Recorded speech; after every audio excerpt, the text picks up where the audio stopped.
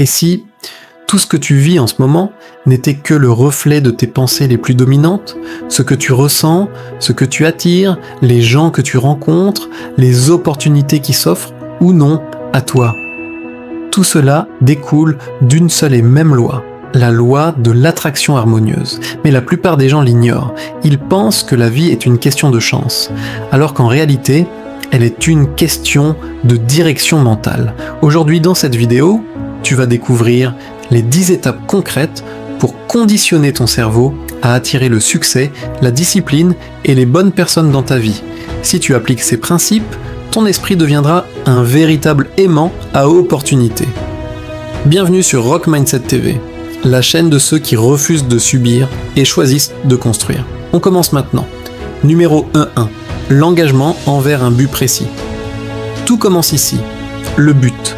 La plupart des gens vivent sans direction. Ils se lèvent, travaillent, dorment et recommencent.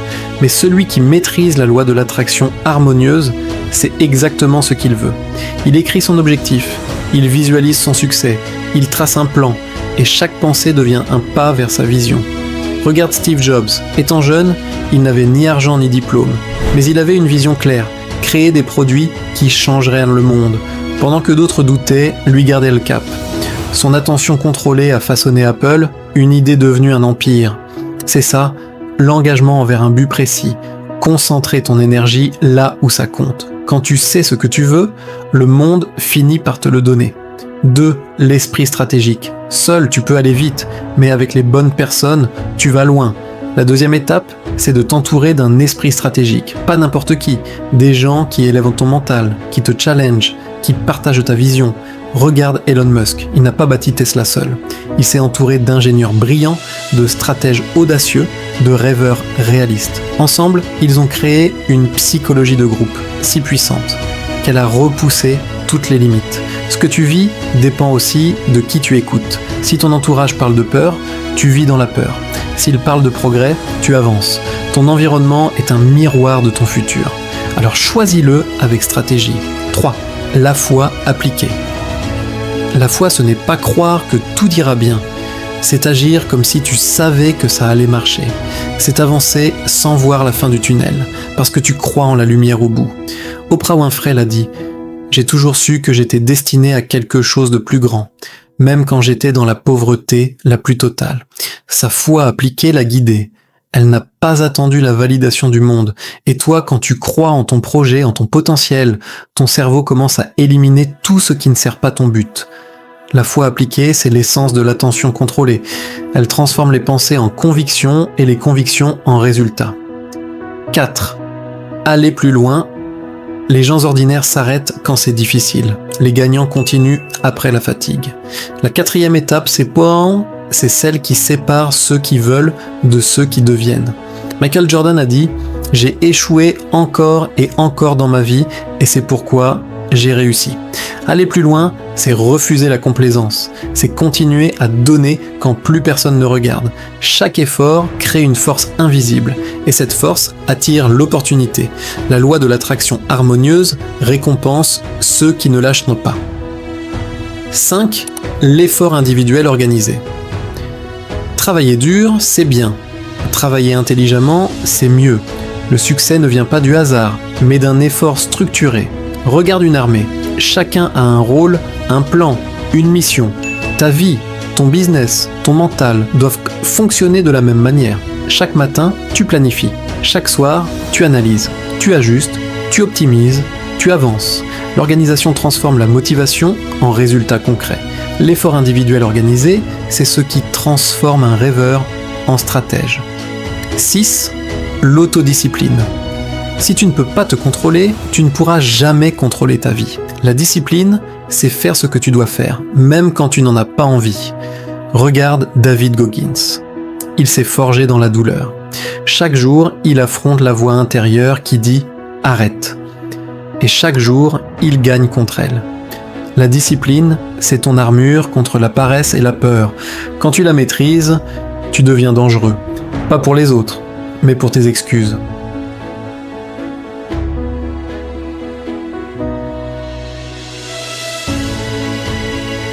Tu mérites mieux. Écoute-moi très attentivement. Tu mérites de voir à quoi ressemblerait ta vie si tu te donnais à 120%. Tu as vécu à 70%, parfois 80%, et tu vois les résultats que ça donne. On récolte ce qu'on sème.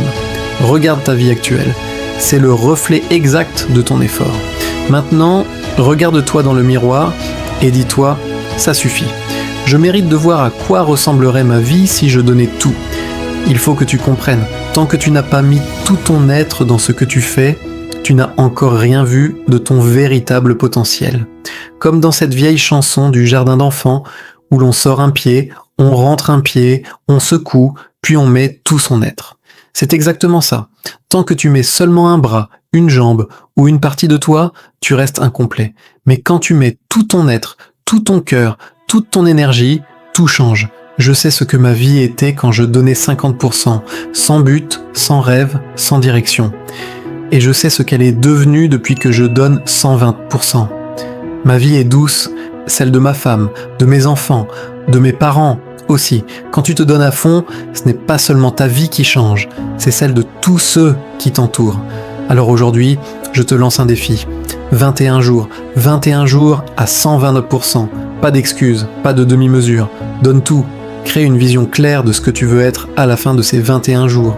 Visualise ta victoire. Imagine ta vie transformée, tes limites brisées, ton entourage inspiré. Pendant ces 21 jours, fais les choses bien ou ne les fais pas du tout. Arrête de donner 40, 60 ou 80%. Si tu fais quelque chose, fais-le à fond. Et surtout, aucune excuse. Que tu sois fatigué, que le temps soit mauvais, que les finances manquent. On ne veut pas d'excuses, on veut des ajustements. Lève-toi chaque matin avec ta vision en tête, exécute avec intensité et termine chaque journée avec fierté. Souviens-toi de cette histoire. Quand j'étais petit, on m'a volé mon vélo. Ma mère m'a dit « Ne rentre pas sans ton vélo ». J'étais en sang, j'avais peur, mais j'y suis retourné et je l'ai récupéré. Parce qu'on ne rentre pas chez soi sans ce qu'on mérite. Dans la vie, on ne te donnera rien. On ne te donnera pas le succès, ni la liberté, ni la réussite. Tu dois les réclamer. Et si tu es prêt à te battre, à souffrir, à transpirer, à te relever encore et encore, tu les obtiendras. Rappelle-toi, les Bentley ne sont pas gratuites, la réussite non plus. Elle se paie avec la discipline, la douleur et la persévérance. Certains d'entre vous ont laissé le succès les affaiblir. Vous avez perdu la faim, l'envie, la rage, mais c'est dans l'obscurité que les vrais champions se forment. Batman n'a pas eu peur du noir. Il y a été façonné. Toi aussi, sois forgé par tes épreuves. Utilise ta douleur. Transforme-la en carburant. Recycle chaque blessure en force. Ne laisse pas tes cicatrices te définir. Fais-en ton moteur. Ce que tu vis ne doit pas t'écraser, mais te pousser vers la grandeur. Pendant ces 21 jours, sois celui qui se relève, celui qui ne cède pas, celui qui inspire. Adopte des habitudes de gagnant, une conscience de leader, un caractère de feu. Et promets-toi une chose, ne sois pas moyen, ne sois pas bon, ne sois pas grand, sois phénoménal.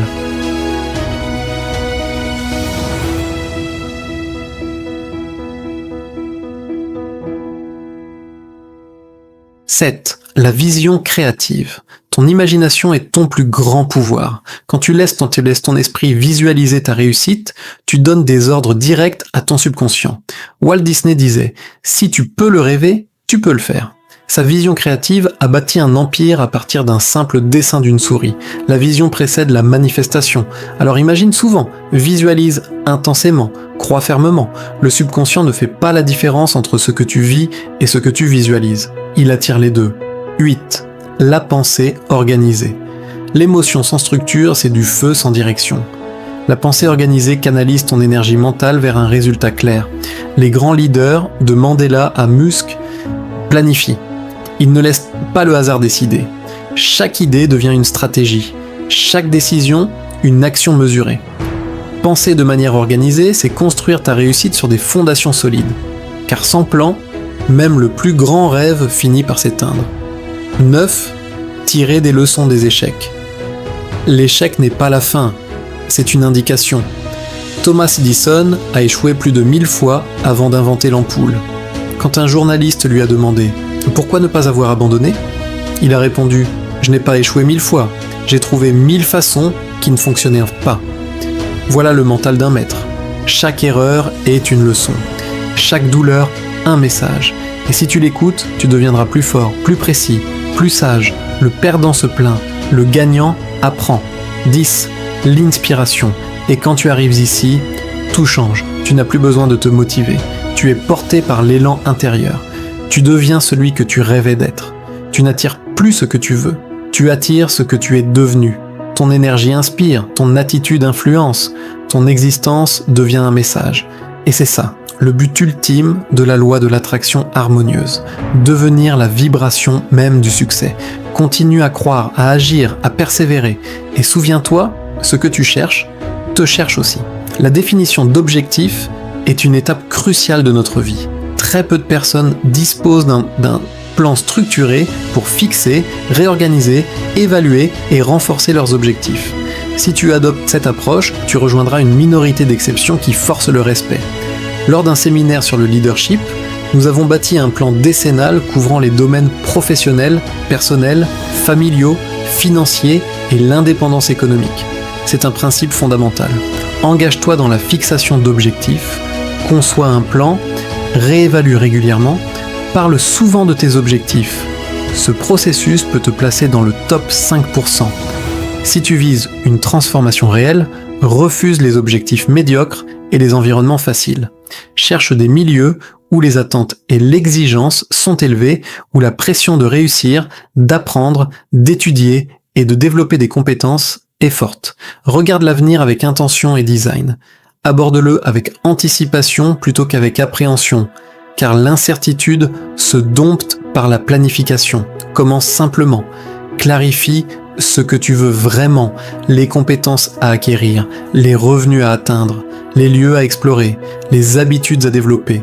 Puis, écris une liste ambitieuse à 1 an, 3 ans, 5 ans et 10 ans. Rédige tes objectifs et tes raisons dans un paragraphe concis, consigne-les dans un journal, revois-les chaque semaine, réorganise-les, ajoutant de nouveaux ou repars de zéro si nécessaire.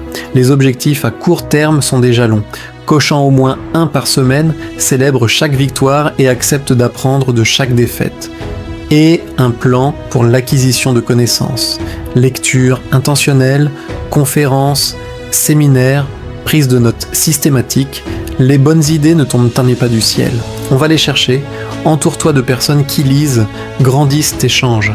On sous-estime trop l'influence du cercle. Enfin, adopte un véritable plan de match pour ton temps.